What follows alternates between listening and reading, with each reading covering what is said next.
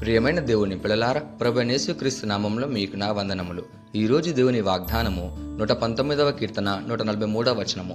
119వ కీర్తన 143వ వచన వాక్యం ఇలా ఉంది: శ్రమయు వేదన నన్ను పట్టుకొనిన్నవి, అయినను నీ ఆజ్ఞలు నాకు సంతోషము కలుగజేయుచున్నవి అని. ప్రియమైన సహోదరి సహోదరులారా, మన జీవితం రెండు భాగాల మిశ్రమం, శ్రమ మరియు వేదన. ఎవరూ కష్టాల నుండి తప్పించుకోలేరు. కానీ ఈ రోజు వాక్యం ఒక గొప్ప రహస్యాన్ని చెప్తుంది. శ్రమ అలాగే వేదన నన్ను పట్టుకొని ఉన్నాయి, అయినా కూడా నీ ఆజ్ఞలు నాకు సంతోషాన్ని ఇస్తున్నాయని. ఇది సాధారణ వ్యక్తి మాట కాదు, ఇది దేవుని వాక్యాన్ని ప్రేమించిన హృదయపు మాట. ప్రశ్న ఏమిటంటే, శ్రమలో ఎలా సంతోషంగా ఉండగలుగుతాం అంటే దానికి జవాబు దేవుని వాక్యమే. ఈ వాక్యాన్ని మనం లోతుగా చూద్దాం. మొదటిగా, శ్రమయు వేదన నన్ను పట్టుకొని ఉన్నవని. ఇది తాత్కాలికమైన స్పర్శ కాదు, పట్టి ఉన్నవి అని ఉంది. అంటే బయట పడలేని ఒత్తిడి, దీర్ఘకాల బాధ, మానసిక క్షోభ, నిరంతర పరీక్ష. మన జీవితంలో కొన్ని సమస్యలు ఇలా ఉంటాయి. రోజు వెంటాడేవి, నిద్రపోనివ్వవు, మనసును అలసిపోయేలా చేసేవి. కీర్తనకర్త నిజాయితీగా ఒప్పుకున్నాడు, నేను బాధలో ఉన్నాను అని. విశ్వాసం అంటే బాధను దాచుకోవడం కాదు, దేవుని ముందుకు తీసుకురావడం. రెండోదిగా, అయినను అనుంది. ఇది వాక్యపు శక్తి. శ్రమ ఉంది, అయినను. వేదన ఉంది, అయినను. ఇది పరిస్థితుల కంటే గొప్ప విశ్వాసం. పరిస్థితులు ఒకటి చెప్తాయి, కానీ వాక్యం మరొకటి చెప్తుంది. మూడోదిగా, నీ ఆజ్ఞలు నాకు సంతోషాన్ని కలగజేయుచున్నవి అనుంది. దేవుని వాక్యం కేవలం చదివే గ్రంథం మాత్రమే కాదు, ఇది బలం, దారిని చూపించే దీపం, ప్రోత్సాహం, అంతరంగ ఆనందం.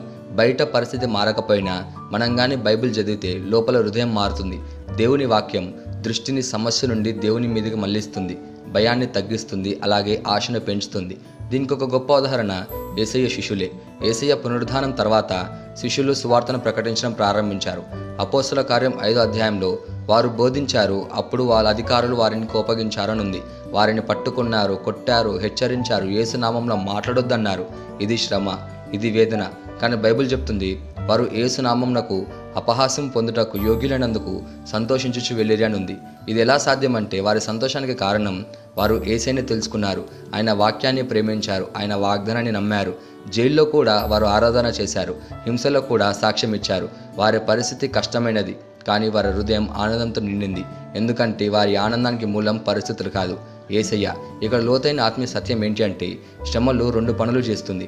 మొదటిగా, మనల్ని విరిచేస్తుంది, లేదా మనల్ని దేవునికి దగ్గరగా చేస్తుంది. వాక్యం లేని శ్రమ నిరాశ అయితే, వాక్యంతో కూడిన శ్రమ పరిపక్వత. నీ పరిస్థితి మారకపోయినా నీ అంతరంగం మారొచ్చు. దేవుని వాక్యం కన్నీళ్లలో ఓదార్పు, ఒత్తిడిలో ధైర్యం, అలాగే నిరాశలో ఆశను కలిగిస్తుంది.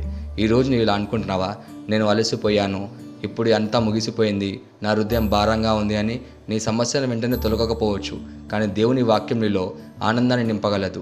రోజు వాక్యాన్ని చదువు, ధ్యానించు, పట్టుకో. అప్పుడు నువ్వు కూడా ఇలా చెప్పగలవు, శ్రమ ఉంది, అయినను సంతోషం ఉంది అని. మనం ఎలా ఉండాలంటే, సమస్యల కంటే వాక్యాన్ని పెద్దదిగా చూడాలి. రోజు దేవుని వాక్యంలో సమయాన్ని గడపాలి. శ్రమల్లో స్తుతులు చెల్లించాలి, వేదనలో ప్రార్థన చేయాలి. ఆనందమైన పరిస్థితులు కూడా దేవుని మీద ఆధారపడాలి. శ్రమ తాత్కాలికం, వేదన తాత్కాలికమే, కానీ దేవుని వాక్యం నిత్యమైనది. నీ పరిస్థితి నిన్ను పట్టుకున్న దేవుని వాక్యం నిన్ను నిలబెడుతుంది. నువ్వు ఈరోజు ఇలా ప్రకటించగలవు, శ్రమయు వేదన నన్ను పట్టుకొని ఉన్నవి, అయినను నీ ఆజ్ఞలు నాకు సంతోషాన్ని కలగజేయుచున్నవి అని. ఈ వాగ్దానాన్ని మనం స్వతంత్రించలాగున మనం ప్రార్థన చేద్దాం. మమ్మల్ని మిక్కిలిగా ప్రేమించిన ప్రియ పరలోకపు తండ్రి, నీకే కృతజ్ఞతాస్తుతులు వందనాలు చెల్లించుకుంటున్నాం ప్రభా. నీ వాగ్దానం ద్వారా మాతో మాట్లాడినందుకు నీకే ధన్యవాదాలు చెల్లించుకున్నాం ప్రభా. శ్రమల్లో ఉన్న హృదయాలను నీకు తెలుసు ప్రభా. వేదనతో అలసిపోయిన ఆత్మను నువ్వు చూస్తున్నావు.